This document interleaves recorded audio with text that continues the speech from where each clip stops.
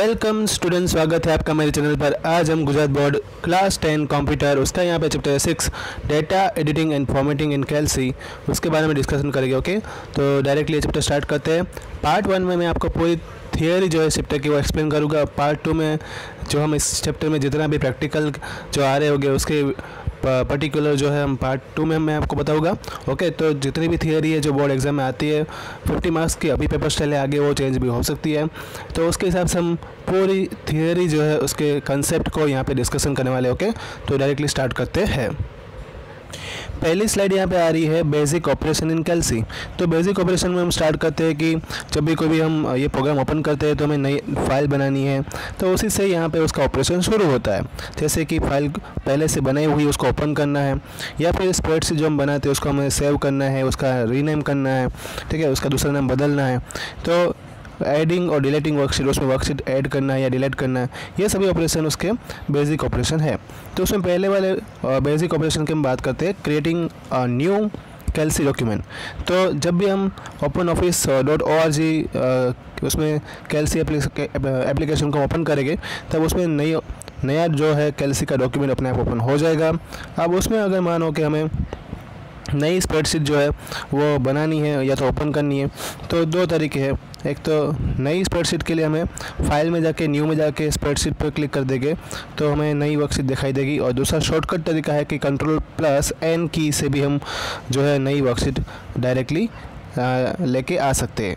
Okay, तो ये दोनों तरीके हम यहाँ पे इस्तेमाल कर सकते हैं।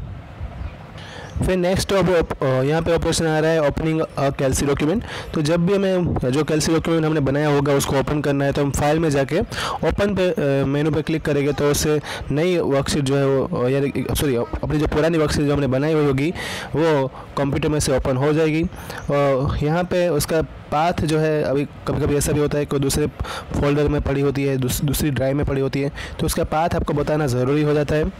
तो ये बात भी हमें याद रखनी है क्योंकि तभी वो स्पेसिफाइड फोल्डर में से ओपन होगी। सेविंग और क्लोजिंग स्प्रेडशीट।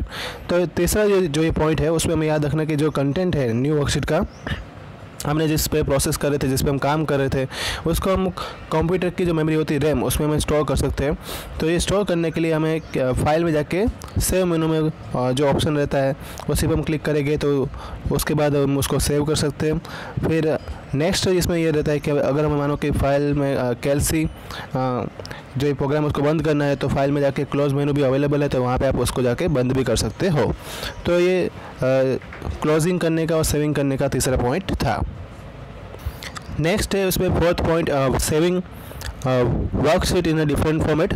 तो इसके अंदर हम जो है कैलसी अंदर जो फाइल फॉर्मेट जो रहता है सबका अलग अलग रहता है। कैलसी का जो स्प्रेडशीट का डिफ़ॉल्ट फॉर्मेट था वो ods.extension था। अब जो दूसरे अलग अलग फॉर्मेट जो है उसके बारे में यहाँ पे बात की गई है।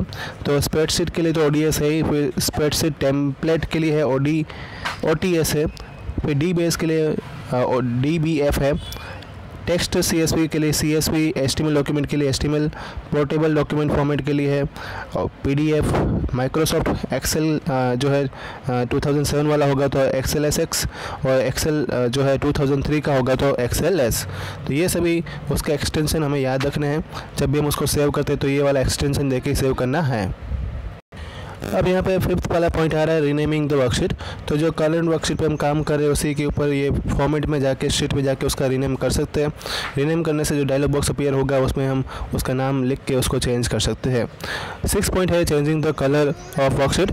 तो यहाँ पे जो कलर होता है वो कमांड टैब जो रहता है वो टैब कलर, उसके ऊपर हम क्लिक करेंगे तो वहाँ पे कंटेंट मेनू जो है दिखाई देगा। उसके अंदर अप्रोप्रिएट कलर सेलेक्ट करके हम यहाँ पे स्प्रेडशीट जो है उसका कलर हम चेंज कर सकते हैं। फिर 7th वाला पॉइंट जो है वो इंसर्टिंग अ वर्कशीट। अब डिफ़ॉल्ट केस में हमने देखा था कि हमें यहाँ पे 3 वर्कशीट मिलती है, लेकिन अगर यूज़र को ऐसा लगता है कि मुझे ज़्यादा वर्कशीट की ज़रूरत है तो वो ऐड भी कर सकता है और डिलीट भी कर सकता है। तो इसके लिए क्या करना होगा, हमें जो इंसर्ट में जाके शीट जो है वहाँ पे उस पर डायलॉग बॉक्स जो आएगा उस पर जाके क्लिक करना है, फिर उसको ओके दे देना है। तो कभी कभी ऐसा भी होगा कि राइट क्लिक करके भी हम जो है वर्कशीट के ऊपर ये इंसर्ट करवा सकते हैं वर्कशीट को। फिर नेक्स्ट उसमें आ रहा है डिलीटिंग वर्कशीट। जैसे ही हमने इंसर्ट करवाने के लिए वर्कशीट को हमने देखा था कि हम किस में जाएंगे, तो कि फॉर्मेट के अंदर गए थे। फिर अगर डिलीट करना है तो हम एडिट में जाएंगे, एडिट में जाके शीट, उसमें डिलीट शीट, वहाँ से हम डायरेक्टली उसको डिलीट कर सकते हैं, ठीक है। और उसके बाद जैसे वो राइट क्लिक करके भी वर्कशीट के ऊपर राइट क्लिक करके भी हम उसको डिलीट कर सकते हैं, ये दूसरा ऑप्शन रहता है। तो दो ऑप्शन है जिस तरह से हम यहाँ पे वर्कशीट को डिलीट कर सकते हैं। फिर नेक्स्ट आ रहा है row and column level operation. तो जो उसमें इंसर्टिंग रो, अगर हमें मानो कि नई रो ऐड करनी है जहाँ पे हम काम कर रहे हैं, तो हमें यहाँ पे जो सेल होगा उसको सिलेक्ट करना पड़ेगा और उसके ऊपर जो है डायरेक्टली रो वो ऐड हो जाएगी। इंसर्ट करने के लिए यहाँ पे एक एग्जांपल दिया है कि मानो कि हमें ए बी के ऊपर रो एक ऐड करनी है, तो उससे पहले हमें A8 के ऊपर हमें रो सिलेक्ट ऐड करनी है, तो हमें A9 को सिलेक्ट करना पड़ेगा और राइट क्लिक करके इंसर्ट में जाके रो मेनू में जाना है और ऑप्शन में जाना है, वहाँ से वो ऐड हो जाएगी। फिर है inserting column, same to same चीज़, हमें यहाँ पे कॉलम भी इस तरह से ऐड कर सकते हैं। उसमें भी इंसर्ट में जाना है, कॉलम मेनू को क्लिक करना है और जहाँ पे भी ए और बी के बीच में मानो कि हमें चाहिए ए और बी के बीच में हमें नई कॉलम ऐड करनी है, यहाँ पे लिखा हुआ ना, जैसे कि ए और बी कॉलम, उसके बीच में हमें एक नई कॉलम ऐड करनी है, तो हमें पिछले वाले कॉलम को सिलेक्ट करना है। किसको? मतलब बी को सिलेक्ट करेंगे और उसके आगे हमेशा कॉलम ऐड होगी, ये बात भी हमें याद रखनी है, ठीक है। तो इसमें भी ऐसा ही था कि जब हमें A8 और A9 के बीच में अगर हमें नई रो चाहिए थी, A8 और A9 के बीच में, तो हमें A9 को सिलेक्ट करना पड़ेगा, ठीक है। तो ये बात हमें याद रखनी है। नेक्स्ट है तीसरा, यहाँ पे जो है component deleting row column in Calc, या तो रो या कॉलम को हमें डिलीट करना है तो हम एडिट में जाके डिलीट सेल ऑप्शन पे से आके इसको डिलीट कर सकते हैं। फिर formatting the row height and column with in Calc. अब यहाँ पे वो मानो कि हमें इन दोनों को चेंज करना है, तो हम लेफ्ट यानी कि उस पर यहाँ पे जो रो को अगर हमें उसकी विथ चेंज करनी है तो उस मतलब रो का जो है हाइट चेंज होगा, एक बात याद रखनी है, और कॉलम का हमें विथ चेंज कर सकते हैं। ये यहाँ पे दो पॉइंट हमेशा याद रखने हैं। कॉलम का सिर्फ क्या चेंज होगा? विथ, और जो रो होगी उसकी हाइट चेंज होगी। तो हमें फॉर्मेट मेनू में जाके ये दोनों चीज़ हम चेंज कर सकते हैं। हमें पता है कि कभी कभी हमें जो जैसे ये सभी लाइन ऐसे खींची हुई होती है तो उसमें ज़्यादा स्पेस की ज़रूरत होती है, तो ज़्यादा स्पेस ऐड करने के लिए हम ये उसकी हाइट और विथ हम चेंज करते हैं। तो ये सब चीज़ें फॉर्मेट में जाके हम कर सकते हैं। और डबल क्लिक करके जो है उसके ऊपर जो लाइन आएगी वहाँ से भी हम उसको ऐड कर सकते हैं। दूसरी बात, अगर हम जो रो हेडर है या कॉलम हेडर है उस पर क्लिक करके भी माउस से ड्रैग एंड ड्रॉप करके भी उसकी हाइट और विथ चेंज कर सकते हैं। फिफ्थ वाला पॉइंट जो है यहाँ पे सिलेक्टिंग रो और कॉलम। तो ये कोई भी रो या तो कॉलम को हमें सिलेक्ट करना है तो हम रो उसका जो हेडर होगा उसी का इस्तेमाल करेंगे। रो हेडर और कॉलम हेडर का इस्तेमाल करके पूरी रो को या पूरी कॉलम को हम सिलेक्ट कर सकते हैं। फिर एक अच्छा पॉइंट आ रहा है फ्रीजिंग और अनफ्रीजिंग पेन, ठीक है। तो इसमें क्या होगा कि जब भी हमें कोई भी वर्कशीट है उसमें अपने पास 40 से 50 लोगों की लिस्ट है, तो हेडिंग उसका जो है वो गायब हो जाता है जब भी हम उसको स्क्रॉल डाउन करते हैं तब। तो ये प्रॉब्लम को सॉल्व करने के लिए हम फ्रीजिंग पेन इसका इस्तेमाल करेंगे। ये इसके लिए क्या करना होगा, जैसे हमें कॉलम और हेडर जो उनकी कॉलम और रो का जो हेडर है वो दिखाई दे जब भी हम स्क्रॉलिंग डाउन करते हैं, उसके लिए हमें विंडो में जाना है, फ्रीज ऑप्शन पे क्लिक करना है, उसमें रो कॉलम जो है उसको वहाँ पे जाके सिलेक्ट कर लेंगे। तो जब भी हम स्क्रॉलिंग करेंगे तब भी वो रो कॉलम दिखाई देगी। अगर मानो कि हमें इसको फिर से अनफ्रीज करना है तो हम फिर से विंडो में जाएंगे और फ्रीज अगेन कर देंगे, ठीक है। तो वो डीसेलेक्ट मतलब कि अनफ्रीज करने के लिए डीसेलेक्ट कर देंगे तो वो गायब हो जाएगा। तो इस तरह से हम फ्रीज और अनफ्रीज जो है कर सकते हैं। नेक्स्ट आ रहा है सेल लेवल ऑपरेशन। तो उसमें है delete the contents of cell. तो जो भी सेल का कंटेंट हमें डिलीट करना है उसको सिलेक्ट कर लेगी और राइट क्लिक करके भी कर सकते हैं। और दूसरा जो रहता है कि उस पर डायरेक्टली डिलीट वाला बटन हम प्रेस करके भी उसका कंटेंट डिलीट कर सकते हैं, ठीक है।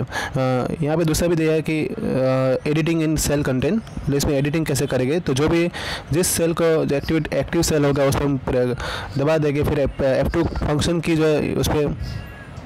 तो यहाँ पे मैं ये बता रहा था आपको कि जैसे कोई भी सेल होगा उसके कंटेंट को हमें मॉडिफाइड करना है, ठीक है। तो इसके बारे में बात करेंगे। मॉडिफाइड करने के लिए पहले तो एक्टिवेट करना पड़ेगा सेल को, उसको क्लिक करना पड़ेगा, मतलब कि उसके बाद क्या होगा उसके बारे में देखते हैं।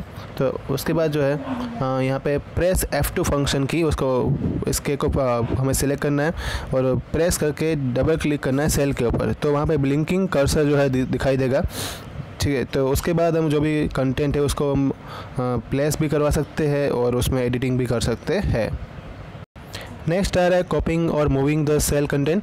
तो जो भी कंटेंट सेल का रहता है, जैसे वो टेक्स्ट है, नंबर है, फॉर्मूला है, फॉर्मेट है, रेफरेंसेस है, तो इनको हम कॉपी भी कर सकते हैं और मूव भी कर सकते हैं।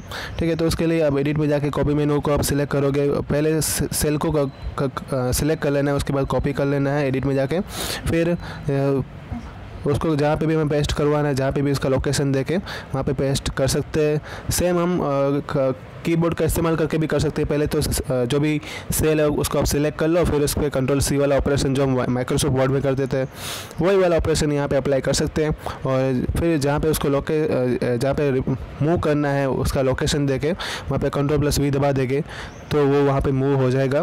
फिर नेक्स्ट आ रहा है the following are the steps to move the content of cell. कैसे हम उसको कट करके मतलब वहाँ से हटा के दूसरी जगह मूव कर सकते हैं। तो Ctrl+X दबा के भी हम वहाँ से कट कर देंगे, और जहाँ पे उसका लोकेशन का जहाँ पे हमें पेस्ट करना है उसका लोकेशन देके वहाँ पे Ctrl+V दबा देंगे तो वो वहाँ से कट हो जाएगा और नई लोकेशन पे वो शिफ्ट हो जाएगा। नेक्स्ट है ऑटोफिल टूल। ऑटोफिल टूल में क्या करेंगे, जैसे कि हमें डायरेक्टली 10, 20, 30 ऐसे नंबर्स जो है अपने आप ऑटोमेटिकली जो है डालने हैं, या 25, 50, 75 ऐसे नंबर डालने हैं, या जो भी हमें इस तरह से एक पूरी सीरीज़। तो इसके लिए सबसे पहले हमें A4 सेलेक्ट कर लेना है सेल को, उसमें हम नंबर टाइप करेंगे 6, फिर जो है F5 में हम 7 टाइप कर देंगे, फिर से 6 को सिलेक्ट करके 7 तक खींचेंगे और फिर ड्रैग एंड ड्रॉप करेंगे तो अपने आप ये 6, 7, 8 नंबर जो है वो उसमें रिफ़िल होते जाएंगे। ठीक है, अगर हमें दूसरी सीरीज़ चाहिए तो हम दूसरे वाले टेक्स्ट या तो नंबर को डाल के भी हम उसको ऑटोमेटिकली जो है सेट कर सकते हैं। और माउस को यहाँ पर रिलीज़ कर देना है ड्रैग एंड ड्रॉप के बाद, तो अपने आप वो सीरीज़ जो होगी नंबर की या अल्फ़ाबेट्स की अपने आप बन जाएगी। फिर नेक्स्ट है उसमें रिलेटिव सेल एड्रेस।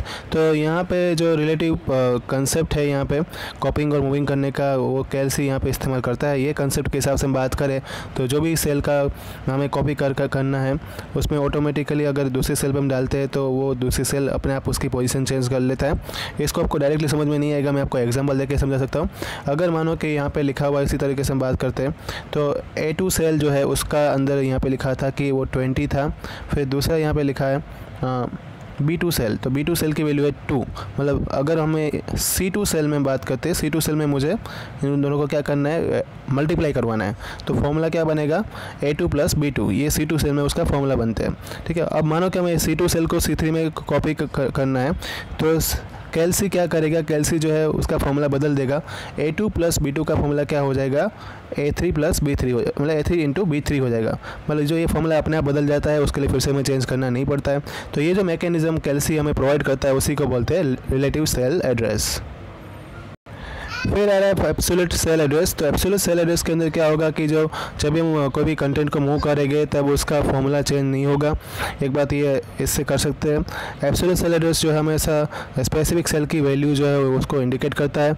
मानो कि रिलेटिव एड्रेस को हमें कन्वर्ट करके कोई भी एब्सोल्यूट मतलब रिलेटिव एड्रेस को एब्सोल्यूट एड्रेस में हमें कन्वर्ट करना है तो हम यहाँ पे याद रखना है कि हम $साइन का इस्तेमाल करने वाले हैं। $साइन का इस्तेमाल कैसे करेंगे उसका एक एग्जाम्पल यहाँ पे दिया हुआ है। जो हम आगे जो हमने किया था मल्टीप्लाई वाला फॉर्मूला, उसी के अंदर आप देखोगे तो जब फॉर्मूला हम लिखेंगे तो हम फॉर्मूला में ये टाइप कर देंगे $A2 $2 मल्टीप्लाई $B $2। तो इस तरह से अगर फॉर्मूला में आगे डॉलर की साइन पुट कर देते हैं तो जब भी हम फिर C2 के अंदर ये जो फॉर्मूला लगा हुआ था उसको अगर कॉपी करके हम C3 में डालेंगे तो उसका जो एड्रेस है वो चेंज होगा नहीं। फॉर्मेटिंग सेल करने की सेल में कुछ उसकी साइज़, उसका कलर, फॉन्ट चेंज करना है तो हम फॉर्मेट में जाके सेल मेनू में जाके उसको कर सकते हैं। तो ये फॉर्मेटिंग टूल बार है, वहाँ से सेल का फॉर्मेटिंग हो जाएगा। ओके, अब उसमें आ रहा है नेक्स्ट पॉइंट 8 वाला डेटा सॉर्टिंग। तो इसमें डेटा को हम पर्टिकुलर अरेंजमेंट में या तो पर्टिकुलर ऑर्डर में हमें अरेंज करना है तो उसको बोलते हैं डेटा सॉर्टिंग। इसमें कैलसी जो है वो असेंडिंग या डिसेंडिंग ऑर्डर में हमें जो है डेटा को सॉर्ट आउट करके दे सकता है। फिर नेक्स्ट है डेटा फिल्टरिंग। डेटा फिल्टरिंग का मतलब ये होता है कि जो भी हमने पूरा डेटा डाला होगा उसका हमें थोड़ा पार्ट ही चाहिए, थोड़ा हिस्सा ही चाहिए, क्योंकि डेटा जो है बहुत ज़्यादा लंबा हो चुका है, हमें उसमें से मेन कंटेंट को ही हमें लेना है, देखना है। तो डेटा फिल्टरिंग काम आता है। उसमें क्या करेगा कि जो अननेसेसरी डेटा जो होगा यहाँ पे लिखा हुआ है उस डेटा को हटा देगा और प्रेजेंट करेगा ओनली ऐसा डेटा जो हमें चाहिए। बाकी का जो टेम्पररी जो डेटा होगा वो अपने आप वहाँ से डिलीट हो जाएगा। जो भी हमने टोटल डेटा डाला होगा उसमें से वो हट जाएगा। ठीक है, इस तरह से डेटा फिल्टरिंग हम कर सकते हैं। नेक्स्ट आ रहा है यहाँ पे डेटा वैलिडेशन। तो जब भी हम स्प्रेडशीट बनाते हैं, तैयार करते हैं, तब वो टाइम रहता है कि यूज़र उसमें डेटा एंटर करता है। इस केस में जब भी यहाँ पे चांसेस रहता है कि हम डेटा जो है वो गलत शायद टाइप करवा दें या एंटर करवा दें। फॉर एग्जांपल यहाँ पे लिखा हुआ है कि टेक्स्ट डेटा जो हम एंटर करवा रहे हैं उसमें जो टेक्स्ट की जगह हम न्यूमेरिक डेटा डाल देते हैं। कभी कभी हम पॉजिटिव वैल्यू जो होती है उसकी जगह नेगेटिव वैल्यू डाल देते हैं। ठीक है, तो ऐसी जो एरर आती है जब भी हम एंटर करते हैं, तब कैलसी जो है एक फैसिलिटी यहाँ पे प्रोवाइड करता है जिससे हम उसको चेक कर सकते हैं कि वो डेटा अपना जो डाला हुआ है सही है या गलत। तो उसको बोलते हैं डेटा वैलिडेशन। डेटा वैलिडेशन में कैसे चेक करेंगे, तो डेटा में जाके वैलिडिटी पे जाके क्लिक करना है। ठीक है, वहाँ पे डेटा वैलिडेशन को अप्लाई कर देंगे और उसके लिए जो यहाँ पे डायलॉग बॉक्स अपीयर होंगे उसके बारे में मैं आपको एक्सप्लेन करता हूँ। तो यहाँ पे अलग अलग टाइप के डायलॉग बॉक्स अपीयर हो गए। पहला डायलॉग बॉक्स है create the prompt message display the type of data entry. तो ये मैसेज जो डिस्प्ले होगा, अगर एरर आएगी तो अगर कोई डेटा हमने इनवैलिड अगर डाला होगा तो वहाँ पे एरर मैसेज दिखाई देगा।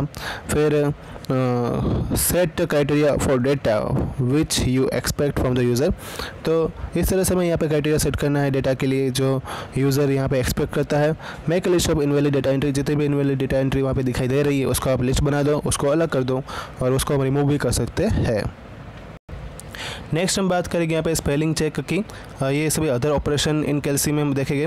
तो पहला जो कैलसी यहाँ पे प्रोवाइड करते हैं facility to check the spelling. अगर जो हम वर्ड्स लिखते हैं डॉक्यूमेंट में अगर वो गलत होते हैं तो वो उसको अंडरलाइन के साथ विथ रेड लाइन के साथ दिखाई देंगे। ये हमें यहाँ पे जो है फैसिलिटी कैलसी प्रोवाइड करता है। स्टैंडर्ड टूल बार में वो टॉगल बटन के साथ हम उसको चेक कर सकते हैं। अगर सब कोई वर्ड ऐसे रहते हैं जो गलत लिखे जाते हैं तो उसको रेड लाइन से वो हाईलाइट होते हैं। अब स्पेलिंग को अगर रेक्टिफाई करना है तो जस्ट उस पर क्लिक करना है, राइट क्लिक करके जो ऑप्शन आएगी उसमें से ऑप्शन हमें देखना है। अगर sometime it may happen that word such a local name are not there in a standard Calc's dictionary. कभी कभी ऐसा भी होगा कि वो कैलसी के डिक्शनरी में नहीं होगा तो भी वो कैलसी जो है उसको रेड अंडरलाइन करेगा क्योंकि उसके डिक्शनरी में नहीं है। तो अगर मानो कि ये कंडीशन को हमें टालना है तो क्या करेंगे, हम राइट क्लिक करके उस पर स्टैंडर्ड डिस्क ऑप्शन जो रहता है उसके हम सिलेक्ट करके उसको टाल सकते हैं। दूसरा तरीका ये भी है कि जो स्पेलिंग चेक करने का फंक्शन की होती है F7 का इस्तेमाल करके भी हम स्पेलिंग चेक कर सकते हैं। नेक्स्ट है यहाँ पे फाइंड एंड रिप्लेस। तो यहाँ पे कोई भी चीज़ अगर अपने जो हमने प्रोग्रामिंग का डेटा एंटर करवा रहे हैं प्रोग्राम के अंदर उसको हमें फाइंड करना है, रिप्लेस करना है, तो यहाँ पे एडिट में जाके फाइंड एंड रिप्लेस मेनू जो दिखाई देता है उस पर हम क्लिक कर देंगे। उसमें हमें ये फैसिलिटी मिलती है कि हम जो डायलॉग बॉक्स अपीयर होगा उसमें जाके कोई भी वर्ड यहाँ पर लिख देंगे, इसकी जगह पर टाइप कर देना है, फिर हम फाइंड पे क्लिक करेंगे तो वो वर्ड जितने भी होगी वो दिखाई देगा। अगर हमें रिप्लेस करना है तो रिप्लेस में उस वर्ड को हम रिप्लेस करके दूसरा वर्ड डाल देंगे तो वो रिप्लेस भी हो जाएगा। तो ये फाइंड एंड रिप्लेस ऑप्शन हम एडिट में जाके इस तरह से पूरा कर सकते हैं। नेक्स्ट आ रहा है इसमें various types of formatting that can be done with the help the format page button available on preview bar. तो यहाँ पे जो फॉर्मेट करना है पेज को उसके लिए जो प्रीव्यू बार में ये बटन जो अवेलेबल है उसके द्वारा हम उसको सेट कर सकते हैं। पेज फॉर्मेटिंग वैल्यू मतलब कौन सा पेज हमें चाहिए, A4 साइज़, A3 साइज़, ठीक है, लीगल पेज चाहिए। तो ये सभी अलग अलग जो फॉर्मेट है उसकी विथ हाइट ये सब कुछ यहाँ पे लिखा हुआ होगा और उसका लेआउट भी यहाँ पे दिया होगा। उसमें ओके उसमें चेंजेस कर सकते हैं, उसमें चेंज करके उसको फिर से ओके करके उसको मॉडिफाइड कर सकते हैं। इसी के अंदर ये चीज़ लिखी हुई है कि मैं आपको बता देता हूँ कि उसकी मार्जिन है, ठीक है, वो भी यहाँ पे लिखा था, मार्जिन के बारे में बताया। फिर दूसरा यहाँ पे अगर हमें मार्जिन है वो top side, right side, bottom side, चारों साइड हम जो सेट कर सकते हैं। फिर पेपर ट्रे भी हम यहाँ पे चेंज कर सकते हैं प्रिंटर के अंदर, मैंने आपको बता दिया। ओरिएंटेशन जो है उसका पेपर का ओरिएंटेशन कैसा रहेगा, पोर्ट्रेट या लैंडस्केप, ये भी हम यहाँ पे चेंज कर सकते हैं। तो एक अच्छा फॉर्मेटिंग जो एडिटिंग वाला ये काम है वो ये कैलसी में प्रोवाइड करता है। नेक्स्ट है यहाँ पे जो पेज की स्टाइल अगर हमें चेंज करनी है तो ये भी यहाँ पे वो प्रोवाइड होता है, जो बॉर्डर उसमें डालनी है, ठीक है। कॉलम और रो हेडर के अंदर हमें कुछ चेंज करना है तो ये यहाँ पे अप्लाई कर सकते हैं। पहले यहाँ पे लिखा हुआ है पेज ऑर्डर, तो टॉप टू बॉटम हमें चाहिए तो उस पर मैंने क्लिक कर दिया। फर्स्ट पेज नंबर, तो पहला पेज नंबर कौन सा हमें चाहिए तो कि 1 हमने डाल दिया, तो वो भी यहाँ पे लिख दिया। प्रिंट में अगर हमें क्या क्या चाहिए, कॉलम और रो हेडर को ऐड मतलब कि हमें दिखाना है तो हम उस पर क्लिक कर देंगे। ग्रिड लाइन्स डालनी है तो उसको ऐड कर देंगे। Object, graphs, chart, drawing tools, zero value, ये सभी हम अगर हमें टिक कर देंगे यहाँ पे तो वो सभी चीज़ प्रिंट में दिखाई देगी। फिर मोड जो है वो कैसा होगा तो कि बड़ा प्रिंट आउट चाहिए, छोटा चाहिए, 100% चाहिए, स्केलिंग उसका ये भी हम यहाँ से चेंज कर सकते हैं, ठीक है। अब यहाँ पे जो पेज बॉर्डर रहती है उसकी स्टाइल यहाँ पे है, पेज स्टाइल जो है वो भी बॉर्डर टैब से जाके हम पेज स्टाइल को चेंज कर सकते हैं। उसका बॉर्डर का कलर, बॉर्डर की थिकनेस, उसका कलर ऑप्शन यहाँ पे सेट कर सकते हैं, ठीक है। तो इस तरह से यहाँ पे डिफ़ॉल्ट केस भी दिया हुआ है, उसके बारे में बात करेंगे, ठीक है। तो ये देखो आप डिफ़ॉल्ट केस कैसे है और उसका यहाँ पे स्टाइल कौन सी रहेगी। फिर यहाँ पे लिखा है कि उसमें स्पेसिंग कितना डालना है और उसका कलर कौन सा रहेगा, ठीक है। तो ये सब कुछ चीज़ें हम यहाँ से चेंज कर सकते हैं। नेक्स्ट आ रहा है हेडर एंड फुटर। तो हेडर एंड फुटर में जो टॉप पार्ट या तो बॉटम पार्ट रहता है हर एक पेज का, उसमें थोड़ा एरिया जो रिजर्व रखा जाता है, क्योंकि उसके अंदर हम कभी कभी डेट शीट का पेज नंबर या हेडिंग है या डेट एंड टाइम है वो सब कुछ हाईलाइट करते हैं। ये एरिया जो है टॉप एंड बॉटम का उसको बोलते हैं हेडर एंड फुटर, इसको यही बोलते हैं। हेडर टैब में जो है मोस्टली जो है यहाँ पे उसको हेडर को क्रिएट करवाना है तो हमें क्या करना होगा, पेज स्टाइल में जाके हेडर जो है हेडर टैब को, हेडर एंड फुटर टैब को हम क्लिक करके सिलेक्ट कर लेंगे। जैसे उस पर क्लिक हेडर टैब पे करेंगे तो उसके बाद हेडर में जो भी हमें एडिटिंग करना है वो वहाँ पे ऑप्शन अवेलेबल हो गए। फुटर में जाके करेंगे तो फुटर के ऑप्शन अवेलेबल हो गए। मोस्टली जो हेडर एंड फुटर जो है कैल्सी के अंदर वो 3 पार्ट में डिवाइड होता है, जिसको हम बोलते हैं left area, centre area and right area, ठीक है। तो इसके अंदर जो है जो भी एरिया में सिलेक्ट जो भी हमें चाहिए उसको हम क्लिक करके ऑटोमेटिकली हम डेटा जो है डॉक्यूमेंट के अंदर इंसर्ट करवा सकते हैं।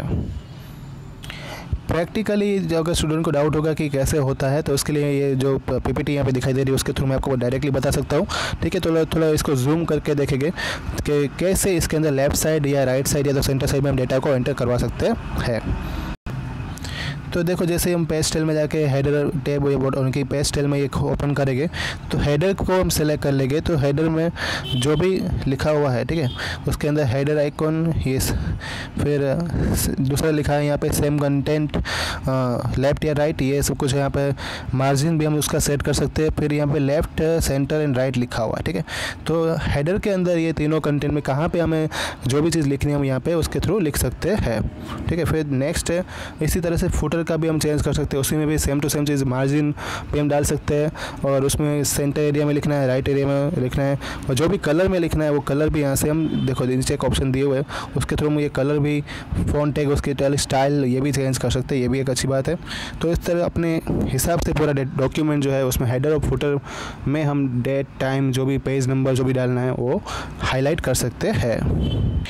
लास्ट यहाँ पे आ रहा है गेटिंग हेल्प। कैल्सी जो है ये भी सपोर्ट प्रोवाइड करता है कि भाई अलग अलग फंक्शन को कैसे बताना है। बिल्ट इन फंक्शन मैनुअल के अंदर ही आता है। तो ये हेल्प में जाके openoffice.org में जाके हेल्प में क्लिक करेंगे तो कैल्सी के अंदर हमें हेल्प मिल जाएगी।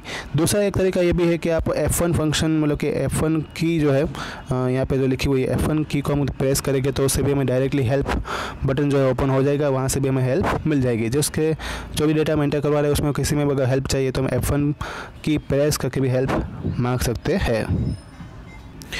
तो स्टूडेंट यहाँ पे जो ये थियोरिकल पार्ट था चैप्टर का पूरा मैंने आपको डिस्कस यहाँ पे कर दिया। प्रैक्टिकल पार्ट के लिए हम दूसरा पार्ट लेके आएंगे, ओके। तब तक जो है चैप्टर नंबर 1 to 5 आगे भी बना दिए, उसको भी आप रिवाइज़ कर लेना और रिवाइज़ करके ही याद रहेगा, एक बार में डायरेक्ट याद नहीं रहेगा। दूसरी बात, जब प्रैक्टिकल वीडियो आएगा तो मैं आपको नोटिफाई कर दूँगा। तब तक रिवाइज़ करते रहना, लाइक करना, सब्सक्राइब करना। Thank you all.